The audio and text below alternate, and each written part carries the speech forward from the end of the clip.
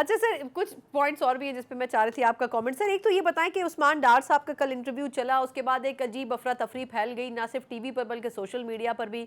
तो सर एक तरफ वो सियासत से अलग होते हैं, दूसरी तरफ उनकी वालदा का बयान आ जाता है, कुछ समझ से बालातर है कि एक तो हमारा मीडिया क्या कर रहा है, इसके ऊपर भी थोड़ी सी रोशनी डालिएगा। और दूसरा ये कि क्या अब ये वाजे हो गया है कि जो सियासत से अलहदा होना चाहता है वही बाजियाब होके आ सकता है मंजर पर? सर हो क्या रहा है ये? एक तो जो मेरे ख्याल में वो बात है कि हमारा मीडिया नॉन इशू पे फोकस कर रहा है। हम्म। उस्मान डार साहब के पीटीआई में रहने से छोड़ने से फर्क पड़ेगा नहीं। अभी वहां पे जो लोगों का आलम है, देखिए ना, उनकी तो पूरी फर्स्ट ईयर गायब हो गई है ना। वो लोग छोड़ चुके हैं, जेल में है, छोड़ चुके हैं। पीटीआई पीटीआई के सब प्रॉब्लम बिल्कुल मुख्तलिफ किस्म के हैं। अच्छा, और हमारा जो मीडिया है वो मतलब बिल्कुल एक पार्टिजन उसका किरदार होता है। मतलब है कि बदकिस्मती से अब एक larger extent of the media का, उसके अंदर हमें इत्तेदाल नजर नहीं आता। बात ही कि इस मुल्क का सबसे बड़ा मसला इस वक्त पीटीआई नहीं है। हम्म। मुल्क का सबसे बड़ा मसला जो है वो तो मईशत है, महंगाई है, रेट ऑफ द स्टेट है, ठीक है ना, और मसाइल हैं जिस पर हम लोग तवज्जो नहीं देते बतौर मीडिया के।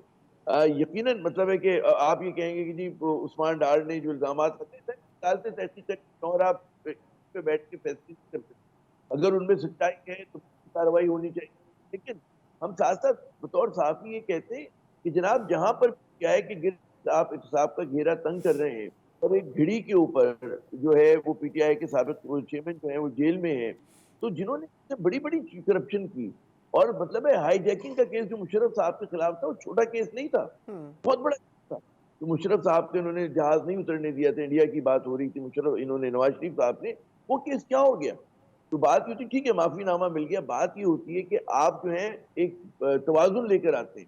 आप ये नहीं कर सकते कि आमिर से गुनाह करे या जुर्म करे, वो माफी, और सना साहबा उससे छोटी कोई हरकत करें हम्म। वो आप काबिल गर्दन नहीं हो जाती। तो ऐसा नहीं हम्म। हो सकता।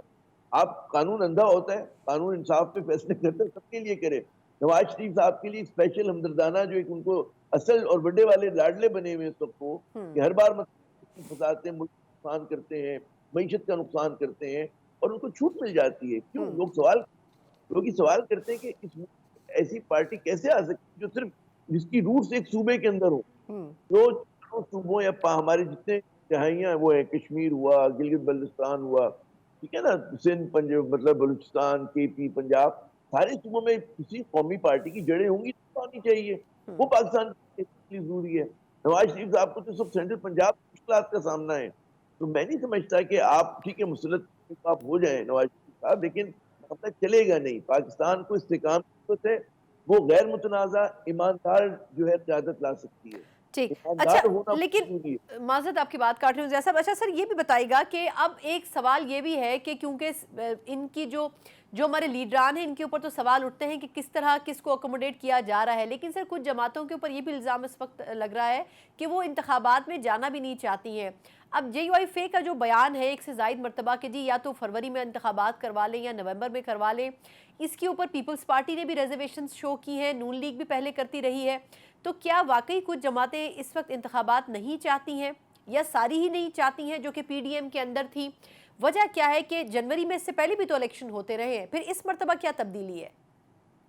पीडीएम की जो बड़ी जमातें हैं, उनमें महासवाए पीपल्स पार्टी तो खैर पीडीएम का हिस्सा नहीं थी। हम्म। उनको पता है कि इस वक्त अगर हमारी जो 16 माह में हमने कारनामे अंजाम दिए हैं, हमें अफरात ज़र 40% तक लेकर गए, हम्म। ठीक है ना, आपने मुल्क की मीशत का बेड़ा गर्क कर दिया। आपके यहाँ अगर below poverty line world bank की रिपोर्ट के मुताबिक 34% लोग थे, वो बढ़कर एक साल के दौरान 39%, 40% हो गए, 39.4 या 6%। तो लोग इतनी मुश्किल में हैं कि लोग इनको माफ नहीं करेंगे। ऊपर से फिर इन पे इनकी पुरानी जो करप्शन के केसेस है उसका बोझ है। तो इन्हें पता है कि अगर वो इस आलम में इंतखाबात में जाते हैं, गो कि इनको अकेले भी दौड़ने दें, तब भी लोग इनका इस्तकबाल जो है वो फुहार फूल लेके नहीं करेंगे। ठीक है ना, तो इनको पता है, तो इसलिए ये उससे भागना चाहते हैं। पीपल्स पार्टी की सूरत मुख्तलिफ है। हम्म। पीपल्स पार्टी जो है वो सिंध में बड़ी मजबूत है, उसको कोई मुकाबला नहीं है। कोशिश की जा रही है एम JUIF और ये करे करे खास बनाए, लेकिन कि बहुत ज्यादा चैलेंज कर सके पार्टी को। पीपल्स पार्टी को यह भी उम्मीद है कि हम पंजाब में और केपी में और बलूचिस्तान में इन रोड्स बना सकते हैं, कि अगर आज हम एक हैं तो हो सकते 1.5 हो जाएं, 2 हो जाएं हमारी